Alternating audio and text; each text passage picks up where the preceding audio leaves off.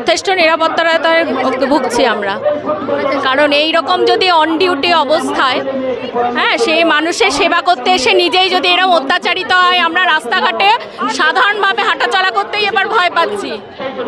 আপনাদেরও তো night duty করতে হয়। হ্যাঁ, নাইট ডিউটি করতে হয়। আমরা তো টোটালি আনসেফ মনে হচ্ছে এখন, নাইট ডিউটি করতে এসে টোটালি আনসেফ।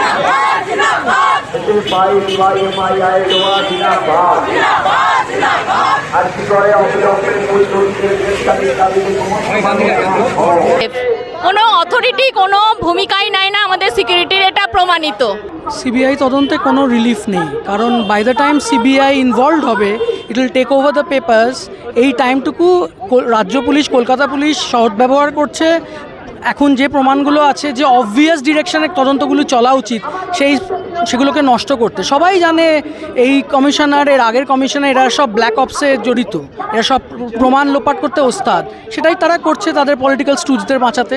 সুতরাং সিবিআই এসেই কী হবে, too little too late. 100% common সেন্সের বেসিসে সবাই বলবে যেটা একা একজনের কাজ হতে পারে না। এই লোন ম্যান থিওরি, কেনেডির অ্যাসাসিনেশন থেকে শুরু করে সবাই বলে এটা একটা eye wash. It is such a childish proposition, it's not even funny.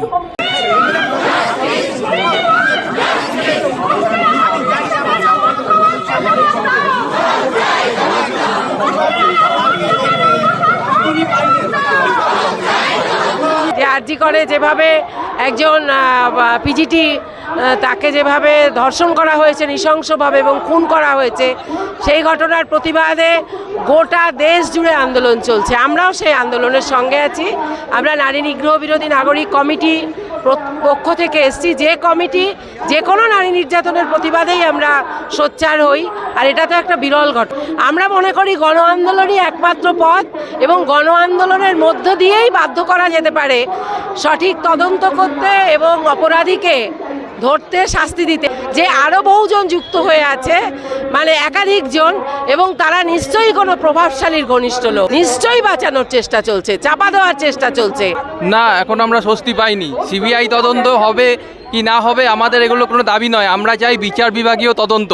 CBI, CID যা খুশি তদন্ত করো, তাতে আমাদের কোনো আপত্তি নেই, কিন্তু আমরা চাই বিচার বিভাগীয় তদন্ত, এবং সেই তদন্তের মাধ্যমে আসল অপরাধীকে খুঁজে বার করে, অপরাধী কে নয় অপরাধীদের খুঁজে বার করে সঠিক শাস্তি দেওয়া।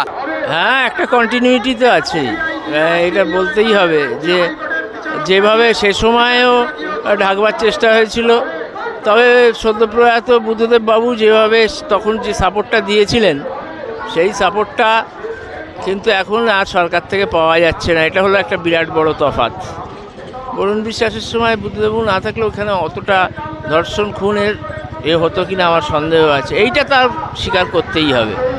কিন্তু এখন তো দেখা যাচ্ছে পুরো সরকার থেকেই সেটাকে চেপে দেওয়ার চেষ্টা করছে। কারণ সিবিআই কী করবে, আদৌ সিবিআই কোনো প্রমাণ পাবে কি না, বা প্রমাণ পেলেও সেগুলোকে ঠিকভাবে করবে কি না, কী সেটিং আছে সরকারের সঙ্গে কেন্দ্রীয় সরকারের, সেটাও আমরা জানি না। সুতরাং কি দাঁড়াবে শেষ পর্যন্ত আমরা জানি না, তবে আমরা শেষ না দেখে ছাড়বো। সময় হয়েছে, এর আগেও প্রচুর ঘটনা ঘটেছে যেখানে নারী নির্যাতন, খুন, ধর্ষণ এগুলো ঘটতেই চলেছে।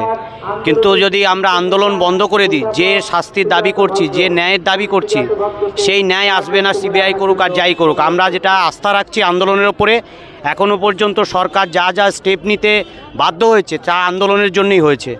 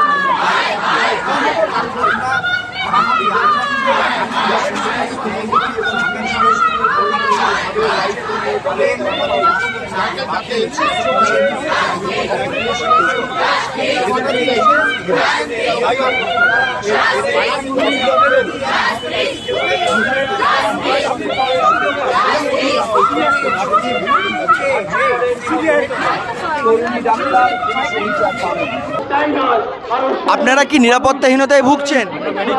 হ্যাঁ, যথেষ্ট যথেষ্ট নিরাপত্তাহীনতায় ভুগছি আমরা।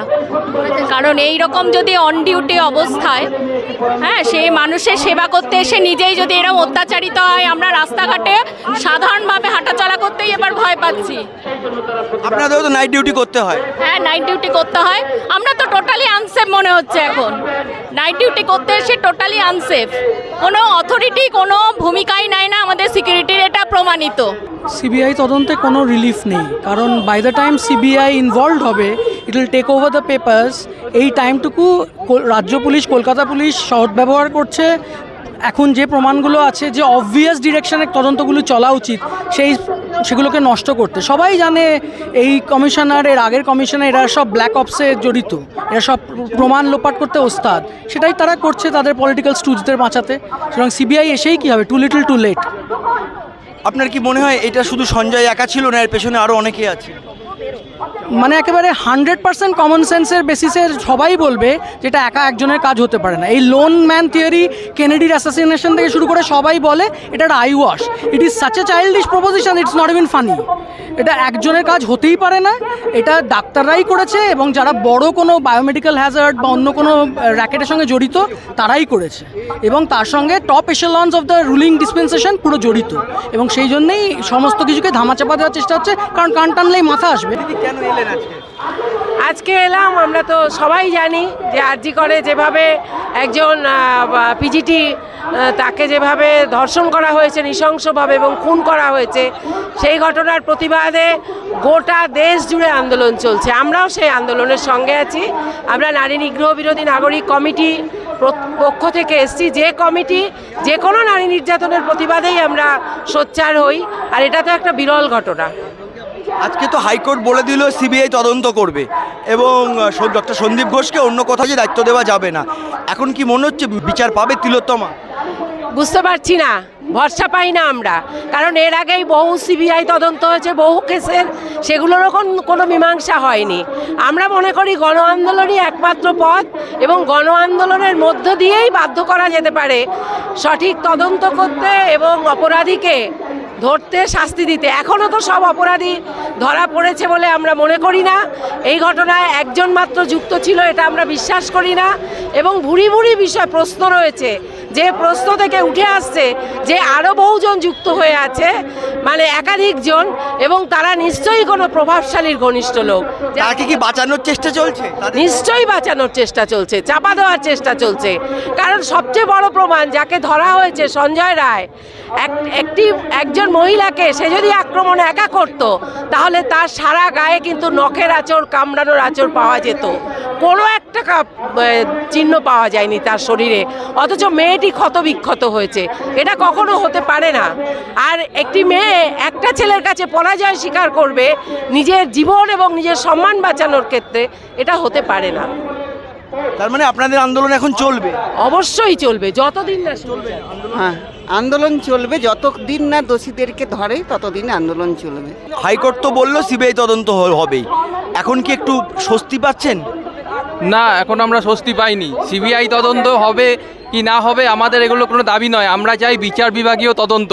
সিবিআই, সিআইডি যা খুশি তদন্ত করো, তাতে আমাদের কোনো আপত্তি নেই, কিন্তু আমরা চাই বিচার বিভাগীয় তদন্ত, এবং সেই তদন্তের মাধ্যমে আসল অপরাধীকে খুঁজে বার করে, অপরাধী কে নয় অপরাধীদের খুঁজে বার করে সঠিক শাস্তি দেওয়া। এবং আরজি কর মেডিকেল কলেজের যিনি প্রিন্সিপাল ছিলেন সন্দীপ ঘোষ, ওনার আমরা বিচার বিভাগীয় তদন্তের আন্ডারে ওনাকে আনা হোক, ওনাকেও ইন্টারোগেট করা হোক, এবং ওনাকেও এই ইন্টারোগেশনের মারফত যদি ওনার অসঙ্গতিগুলো ধরা পড়ুক, আমরাও চাই। ওনার অনেক অসঙ্গতি আছে, সেগুলো শোনা যাচ্ছে, সেগুলোর জন্য তদন্ত হওয়া দরকার, এবং ওনারও দৃষ্টান্তমূলক শাস্তি হওয়া দরকার। ওনাকে যে ছুটিতে পাঠিয়েছে, এটা তো ওনাকে অব্যাহতি দেওয়া, এটা কিন্তু ওনাকে কোনো শাস্তি দেওয়া আমরা মনে করি না। কোর্টও কোনো শাস্তি ওনাকে দেয়নি, বরং ওনাকে অব্যাহতি দিয়েছে। কোর্টের উচিত ওনাকে হেফাজতে নিয়ে পুলিশকে নির্দেশ দেওয়া, বা সিআইডি সিবিআই যাই হোক, যার মাধ্যমেই তদন্ত করাতে যায়, বিচার বিভাগীয় তদন্ত করিয়ে ওনাকে হেফাজতে নিয়ে ইন্টারোগেট করা হোক, আমরা এটাই চাই। এবং সঠিক সত্য সামনে আসুক, সঠিক অপরাধীরা ধরা পড়ুক।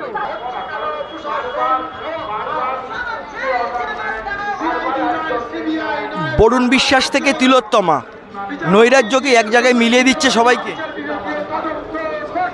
হ্যাঁ, একটা কন্টিনিউটি তো আছেই, এটা বলতেই হবে যে যেভাবে সে সময়েও ঢাকবার চেষ্টা হয়েছিল, তবে সদ্যপ্রয়াত বুদ্ধদেব বাবু যেভাবে তখন যে সাপোর্টটা দিয়েছিলেন, সেই সাপোর্টটা কিন্তু এখন আর সরকার থেকে পাওয়া যাচ্ছে না। এটা হলো একটা বিরাট বড় তফাৎ। বরুণ বিশ্বাসের সময় বুদ্ধদেববাবু না থাকলেও ওখানে অতটা ধর্ষণ খুনের হতো কিনা আমার সন্দেহ আছে, এইটা তার স্বীকার করতেই হবে। কিন্তু এখন তো দেখা যাচ্ছে পুরো সরকার থেকেই সেটাকে চেপে দেওয়ার চেষ্টা করছে। কন্টিনিউটি তো আছেই, পরপর অনেকগুলো ঘটনা ঘটেছে, কামদুনি ঘটেছে, এরকম পরপর ঘটেছে, সবগুলোকেই হাসাপ করে দেওয়া হয়েছে। কিন্তু এবারে যা ঘটনা দেখছি, যেরকমভাবে মানুষ জেগেছে, তাতে বরুণের আদর্শ ভালোভাবেই আমরা তুলে ধরতে পারবো বলে মনে হয়। তবে হ্যাঁ, কন্টিনিউটি আছে, এ বিষয়ে সন্দেহ নেই। আজকে তো সিবিআই তদন্তের ঘোষণা করে দিলেন, আপনাদের কি মানে হাইকোর্ট বলে দিল সিবিআই তদন্ত হবে, আপনাদের কি আন্দোলন চলবে না এবার মোটামুটি একটু রিল্যাক্সড হয়েছে? আন্দোলন চলবে। কেন বলছি, সিবিআইও যে খুব ভালো করে এটা তদন্ত করতে পারে বলে মানে আমার ধারণা, কোনো বিচার বিভাগীয় তদন্ত হলে সব থেকে এটা ভালো হবে। যে এমন একটা মানে যারা আনডিসপিউটেড একটা গ্রুপ অফ পিপল, যাদের আগে পাস্ট এক্সপিরিয়েন্স আছে এই ব্যাপারে এবং যারা বিশ্বাসযোগ্য, তাদের দিয়ে যদি এটা করানো হয়, তবে সেটাও তো আবার সরকার থেকেই করানো হবে, সেটাও আমরা বুঝতে পারছি না। তবে হ্যাঁ, আন্দোলন ছাড়া হবে না, আন্দোলন চলবে। কারণ সিবিআই কী করবে, আদৌ সিবিআই কোনো প্রমাণ পাবে কি না, বা প্রমাণ পেলেও সেগুলোকে ঠিকভাবে করবে কি না, কী সেটিং আছে সরকারের সঙ্গে কেন্দ্রীয় সরকারের, সেটাও আমরা জানি না। সুতরাং কী দাঁড়াবে শেষ পর্যন্ত আমরা জানি না, তবে আমরা শেষ না দেখে ছাড়বো না। আজ স্বাস্থ্য চিকিৎসায় আমাদের একজন ডাক্তারকে, একজন দেবতাকে যেভাবে পাশবিকভাবে অত্যাচার করে একজন পশু যেভাবে তাকে নৃশংসভাবে হত্যা করলো, একজন ছিল কি না জানি না, তার সঙ্গে আরও সম্ভবত কয়েকজন যুক্ত ছিল, কিন্তু সরকার সে ব্যবস্থা নিচ্ছে না। সে জায়গায় দেখা যাচ্ছে নির্দোষ যে দোষ করেছে তাকে সেভাবে না ধরে সেটাকে চাপা দেওয়ার চেষ্টা করছে। আমরা যে এই জঘন্য কাজ করেছে তার শাস্তি চাই, সেই শাস্তির আবেদনে আমরা সব সময় রাস্তায় নেমে আছি, রাস্তায় নেমে থাকবো। সরকারের আশা করব সরকার আমাদের ডাকে সাড়া দেবে। শুনুন, সিবিআই অনেক সময় হয়েছে, এর আগেও প্রচুর ঘটনা ঘটেছে যেখানে নারী নির্যাতন, খুন, ধর্ষণ এগুলো ঘটতেই চলেছে।